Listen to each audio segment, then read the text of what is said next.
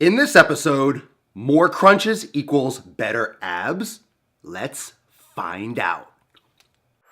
The sun is shining, the birds are chirping, the bacon is sizzling.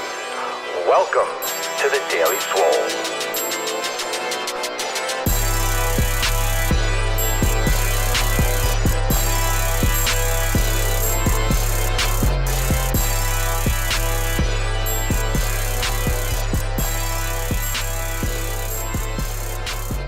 Welcome everyone to episode 197 of the Daily Mother Swole. 197 absolute consecutive massive days being live and jacked. More crunches, better abs? I don't know. Let's find out. Let's talk about this. Thank you for joining me live on Facebook. Thank you for joining me live on Periscope at Swolenormous. YouTube at Swolenormous. You can check out every episode on my YouTube channel. If you're not subscribed, stop being such a dick. Subscribe. I have almost 700 videos, exercise videos, daily swole vlogs. I have driving while gaining series. I have motivational series. I have so many things. You owe it to yourself to at least check it out. There's things that are long videos or shorter videos. There's musical accompaniments, there's full workouts, there's a lot of stuff on there. So if you haven't checked out my YouTube channel, get on that. Also, my Facebook page. That spotlight video is still rocking. Remember, tomorrow is Sunday, so I got another spotlight video coming for you tomorrow. Those of you that are on Facebook, make sure you click those live notifications at the top of this video. That way you can get notified when I do go live. And let's see what else. Snapchat, Instagram, got some great Joe Biden and Obama fitness memes that I've been making, and people like those because obviously those things have been hysterical. But I'm just trying to give them a little fitness twist, so you haven't checked those out. My Instagram at Swolenormous. So any kind of social media, check me out, Swolenormous. And of course, the podcast on SoundCloud and iTunes. You can check it out there and listen to every episode of the Daily Swole. It is absolutely lit on the podcast. More crunches, better abs, question mark. Big time question mark. And I'm not going to give you the answer right now. I'll talk a little bit about it, and then I will give you the answer towards the end. I know, what a dick. But crunches aren't bad. Everyone wants abs. Everyone wants that flat stomach. Everyone wants that to be washboard and so forth. And of course, it comes down to lifting weights, comes down to diet, comes down to consistency, has something to do with genetics, has something to do with age and body fat storage and hormones and this and the other. But let's talk about the muscles. Let's talk about if everything was great, how do you develop the muscles in that area? How do you flatten the stomach? Because it's one thing to have abs, but you don't want to have a round, bloated stomach anyway, because you could have some definition and lower body fat, but still have some bloating and some organ hanging outage in a sense that you don't want. You would like to avoid preferably, right? Let's talk about the different types of muscles in the midsection. Hello from the United States to you in Russia on Periscope. So if you have questions that are on topic and if they catch my eye, you can ask me while we're live. But if it's way off topic, I will either not see it or I will ignore you or both. But I do stay for a few minutes after. If you have questions, you can ask me and then we can get to the bottom of that a little bit more. So you have movement muscles and stabilizer muscles in the core. The core is from the pelvis all the way up to the cervical spine. So you have muscles that provide movement, flexion, extension, and rotation. And then you have muscles that provide solidification, so to speak, or an immobility and a stabilization, which is important because the lower back should not be mobile. The thoracic spine should be mobile. So you have muscles that need to work interactively, some that stabilize and some that provide movement. The movement muscles, the ones that you are familiar with, the six-pack is the rectus abdominis. And some of you have also heard the words obliques, and we just point to the sides, oh, obliques on the side. It's not so much that simple. The internal obliques provide a little bit more stabilization, while the external obliques do that kind of crossing over movement and provide a little bit more of a movement. They're deep muscles, so they provide movement and they also do provide a lot of stability. But that's not, I just wanted to touch on the obliques because people are aware of that word. I just don't want to get too far into them because the two main muscles I want to discuss is the rectus abdominis as a movement muscle and the transverse abdominis as a stabilizer muscle. Oh, Mark Spryzer on Facebook. So if you don't know who Mark Spryzer is, EduFit in Miami. It's a fantastic hands-on program for the National Academy of Sports Medicine. So if you're interested in getting certified and becoming a top personal trainer and getting educated in the best way from the best. And I know from personal experience, this guy knows his stuff. So if you want to check out EduFit, EDUFIT, I think there's a hyphen in between. But if you're in the South Florida area and you're interested in getting certified and taking getting educated, and if you're interested in taking it to next level, look them up. Must you do extensive ab workouts to get abs, or can it be achieved more by diet? Well, Trevor, that's exactly what I'm getting into now. That's a great question. I'm kind of going to intertwine that throughout today, so just keep on watching, and if the question doesn't get answered to your satisfaction, you can tighten it up and ask a little more specifically as we go through. So the movement muscle, the main one we're talking about, I'm trying to keep it simple for everyone because it gets really complicated. The simple movement muscle, the rectus abdominis, the six-pack, it'll bend you forward. Crunches, that's what it's really working.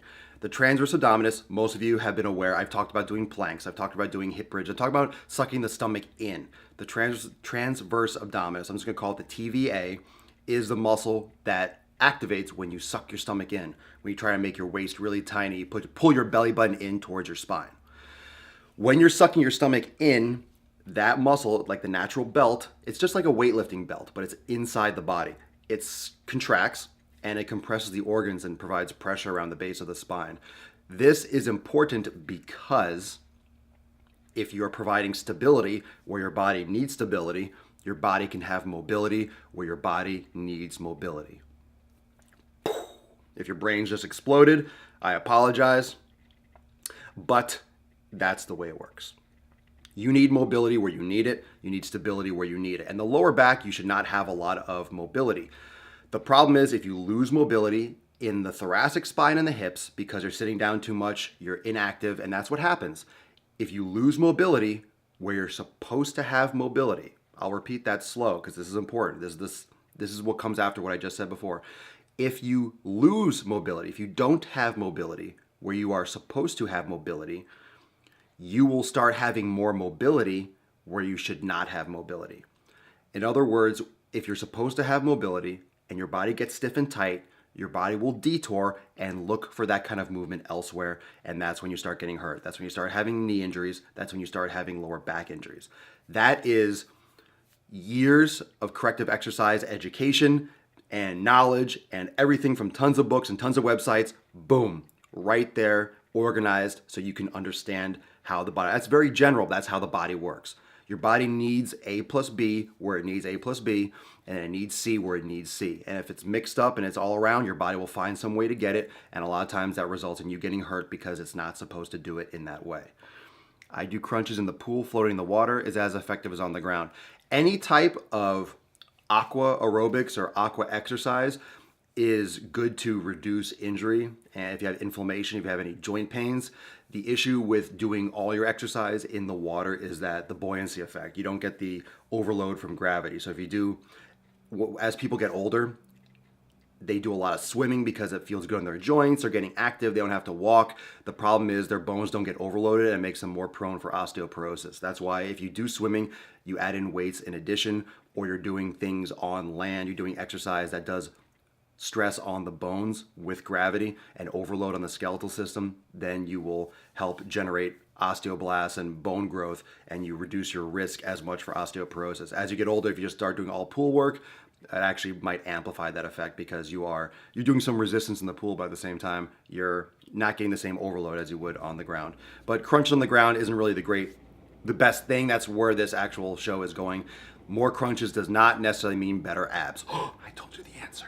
You want stabilizers for your abs. The most important thing for your abs is stabilizers. So the plank, doing a plank, sucking the stomach in, squeezing the glutes, keeping the back nice and straight, activating all those intrinsic core stabilizers, that will allow your lower back to have support, to have stability, and then you can create that thoracic mobility with other exercise. And my best suggestion is yoga, yoga, yoga.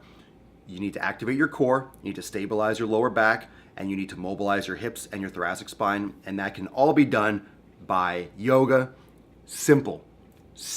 Don't worry about individual exercise, don't worry about corrective this and corrective that, because be honest with yourself, you're not gonna do it.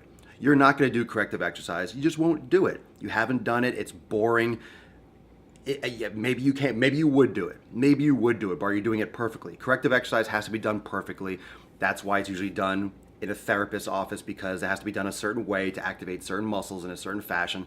And most people don't do this stuff afterwards. That's why people go to therapy. Their insurance doesn't cover them anymore. They go home, they don't do shit, and they have an injury again later on, either in the same place or somewhere else, because they don't continue with the exercises the way the therapist described and prescribed. You need to do mobility exercises. So strengthening where you should be strengthened, and mobilizing where you should be mobile. Yoga, yoga, yoga. It's going to come down to this. You want thoracic mobility, yoga will do that for you. It'll also do the lower back stability. Yoga is great for everything. Planks, doing proper plank, activating the transverse abdominis, aka the TVA. Nutrition, diet, making sure you're not storing excess body fat, which you might be prone in the midsection. Drinking plenty of water. Getting your sleep so you don't have hormonal imbalances that might cause you to store more body fat. Elevated cortisol levels can help store body fat in around the midsection, the abdominal region. And resistance training with weights. Doing weights, forcing your body to start building muscle all over, to increase the need for caloric expenditure, to use stored body fat and body fat stores all over the body to provide energy for the rebuilding of muscle tissue. Those are all the important things that are going to help you lean out, get those abs that you want, and stay lean for the long term.